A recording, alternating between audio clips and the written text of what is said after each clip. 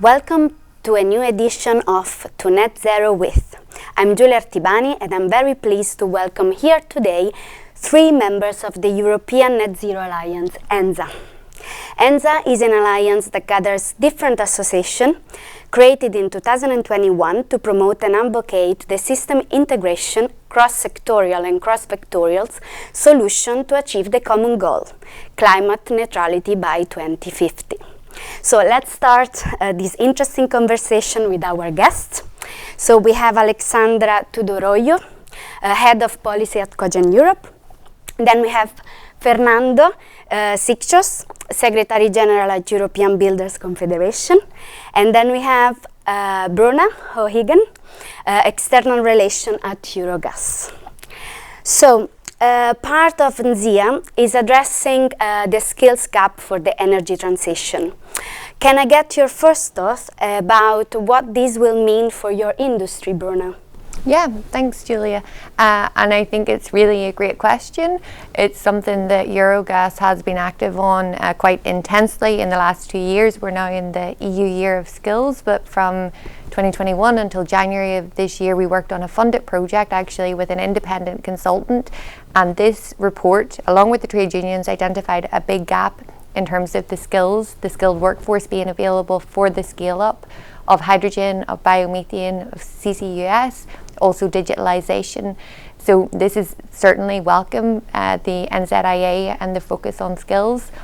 We, for our part, as the representatives in the EU Sectoral Social Dialogue for Gas, are actually doing something kind of complementary by going into the first negotiations, EU framework negotiations for a just transition. So those 2 things are happening in parallel, actually.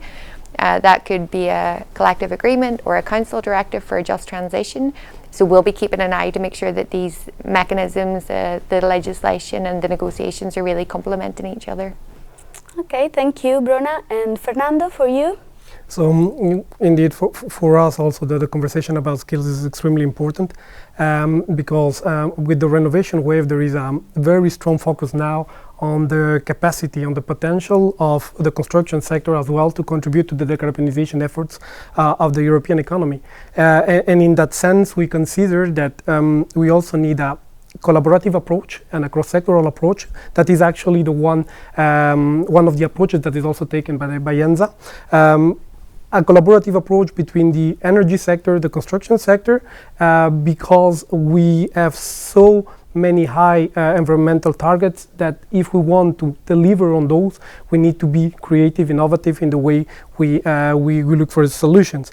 And in both sectors, SMEs are fundamental. At least in the construction sector, it is well known that 99% of the companies of the construction sector are SMEs. And 95 of those are actually micro companies with less than 10 people. So in construction, we need to take them as the norm for any initiative that is going to contribute to the decarbonization effort, so that indeed we take one of the main actors of the sector in there.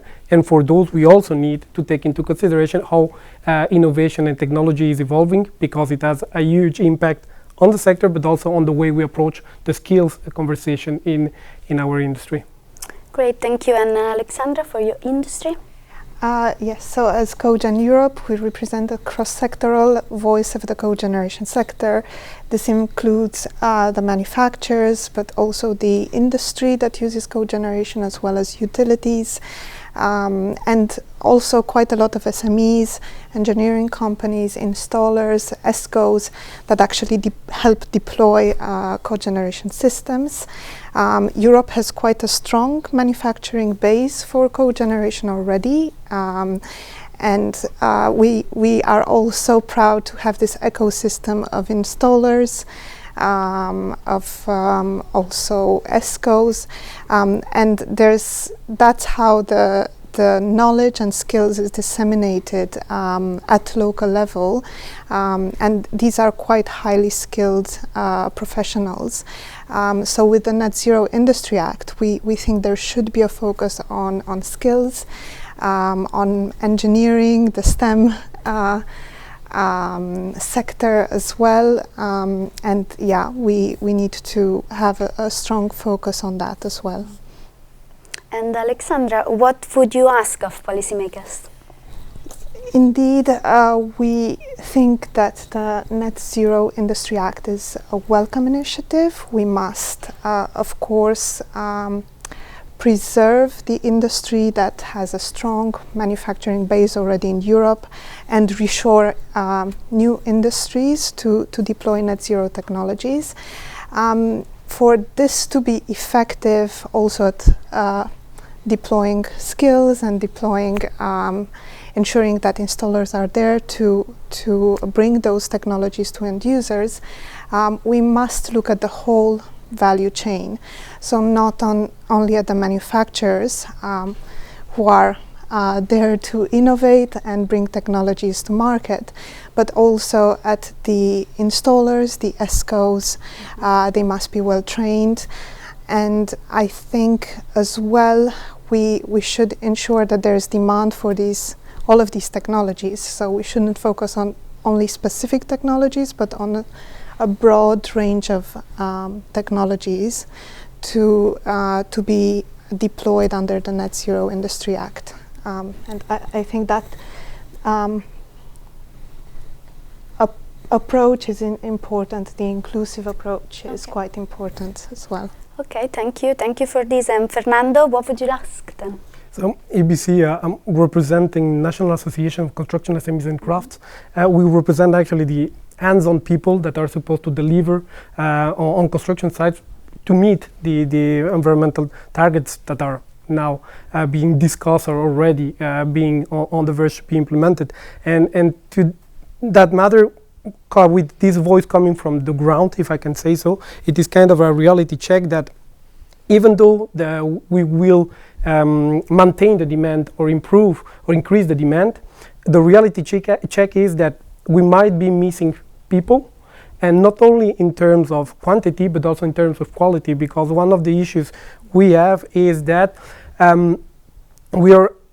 construction has been facing a structural challenge regarding skills, to attract new people, to retain them, to upskill them. But now we're also asking those people to be better prepared in a way, to be more skilled. And so for me, this reality check needs to be addressed somehow, because this is one of the very first steps towards delivering any energy and environmental target at the European level. And in that sense, we need to take into consideration the fact that education training is a national competence. And by that, we mean that education needs a very national or even local, regional local approach in order to update the training curricula, in order to find solutions to bridge the gap between what is offered on the vocational training side and what is actually expected from the construction companies, because now we're going towards digitalization, more environmental awareness, and everything has to be now put together so that it makes sense, and it is also reflected in the way we approach training of construction workers, notably installers. Yes, great. Brona, what about you? Yeah, thanks. And I really couldn't agree more. In fact, this was one of the findings of the study I mentioned, that SMEs do indeed need a dedicated approach to meet the needs, to meet the climate, the energy security ambition. And what the study that I referred to also found was indeed that engagement at the national level, at the company level, is equally important. Also cross-sectoral. So we don't just, it's very much at the core of ENZA, we just don't think about single solutions or silver bullets. So I think it's great if that can be taken into account. And also I think in the spirit of ENZA, the more voices that you hear from, so yes, the SMEs, the company level, the country level, the cross-sectoral dialogue as well, the more voices that are heard in the debate, then the more chance we have of success. Thank you very much. And now coming back to ENZA approach, we can, we want, and we will we? Well, I hope so, I think so. We have, well, we've put together a good paper of recommendations, so I think that could help a lot. Okay. Thank you very much.